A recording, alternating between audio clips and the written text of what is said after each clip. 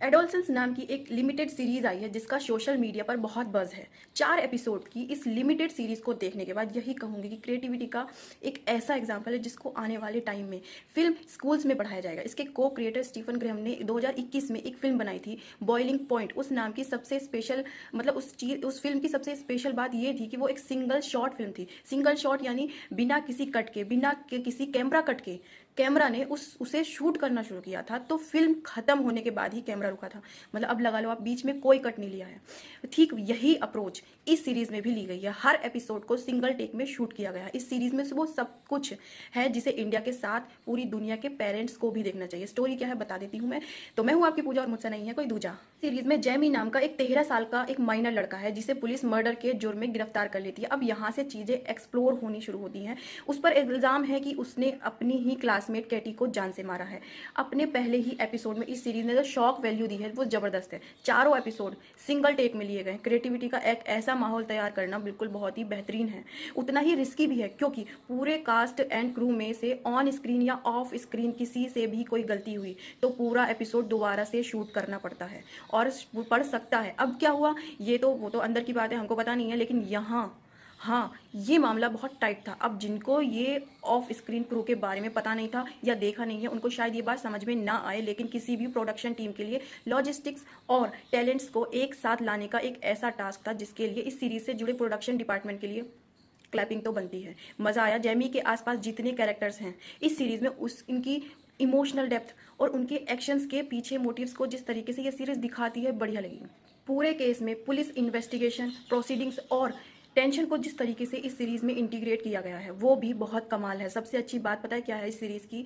Series अपने audience की intelligence को क्वेश्चन नहीं करती, कुछ भी स्पून फीड नहीं करती क्योंकि मेकर्स को ये पता था इस सीरीज की टारगेट ऑडियंस इतनी मेच्योर है कि इसकी डिटेलिंग और मेटाफोर को समझ जाए। चाइल्ड अब्यूज से लेकर क्राइम इन्वेस्टिगेशन और बच्चों के मेंटल हेल्थ पर ये फिल्म जो कमेंट्री करती है वो भी बहुत देखने लायक है। इसके दूसरे एपिसोड में एक बाप बेटे की वो कन्वर्सेशन जनरेशन गैप को दिखाती है। वो सीन बताता है कि अपने बच्चों से खुलकर बात करना कितना जरूरी है। इससे पहले कि वो कोई गलत कदम उठाए आप उनसे बात करें। एजुकेशन सिर्फ किताबी नहीं, रैशनल यानी व्यावहारिक भी होनी चाहिए। स्कूल बनाना ही सरकारों का काम नहीं होना चाहिए बल्कि स्कूल्स में क्या होता है वो भी अथॉरिटीज़ को देखना चाहिए, उनकी ही जिम्मेदारी है। इसका स्कूल वाला जो एपिसोड है सबको देखना चाहिए। स्कूल में बुली और सोशल मीडिया इन्फ्लुएंस में आकर बच्चे की मेंटल हेल्थ कितनी ज़्यादा अफेक्टेड रहती है वो भी आपको एपिसोड में दिखेगा। मेरे लिए इसका तीसरा एपिसोड सबसे बढ़िया है। साइकेट्रिस्ट के सामने जेमी ने जो अपने शेड्स दिखाए हैं वो बहुत बेहतरीन है। अपने डेब्यू में ही ओवन कूपर ने ऑस्कर विनिंग परफॉर्मेंस दी। एरिन डैडी के साथ उनका वो एपिसोड इतना बेहतरीन है जिसकी कोई लिमिट नहीं है। टेंशन और जेमी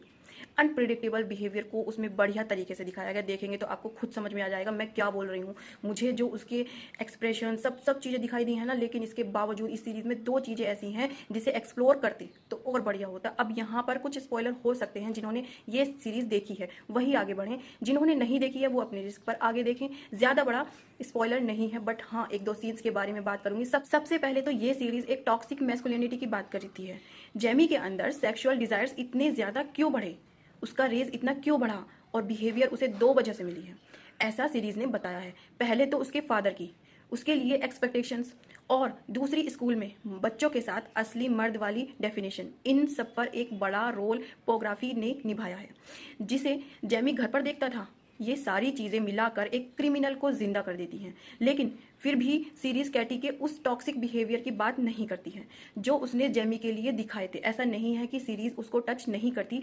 इसके सेकंड एपिसोड में जब एक डिटेक्टिव कहती है कि हम सिर्फ जेमी के पॉइंट ऑफ व्यू से चीज़ें देख रहे हैं, लेकिन कैटी के उस टॉक्सिक बिहेवियर का क्या, जिसने उसे ऑनलाइन बुली किया था, उसे इंसिल कम्युनिटी से टैग कर दिया था। अब इंसिल ये क्या है? ये एक ऐसा टर्म है जिसे ऑनलाइन यूज़ किया जाता है उन यंग मैन को टारगेट करने के लिए जो खुद को किसी वुमेन के अगेंस्ट अट्रैक्टिव नहीं समझते हैं। सीधे शब्दों में जिनके कोई लड़की रिलेशनशिप में नहीं आना चाहती है, उन्हें ये कहा जाता है कि उनको ये बोल के टैग किया जाता है कि लेकिन टॉक्सिसिटी के इस इम्बैलेंस को सीरीज आगे लेकर नहीं जाती।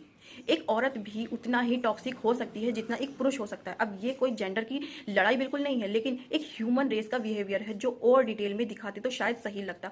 लेकिन जो भी हो, बनाने वाले ने अपने हिसाब से बनाएं, बाहर से रहकर क्या कमेंट करें, हम तो सिर्फ देख के कमेंट कर सकते हैं। तो बताइए आपको क्या लगता है, इस रिव्यू के बाद देखने वाले हैं आप या नहीं?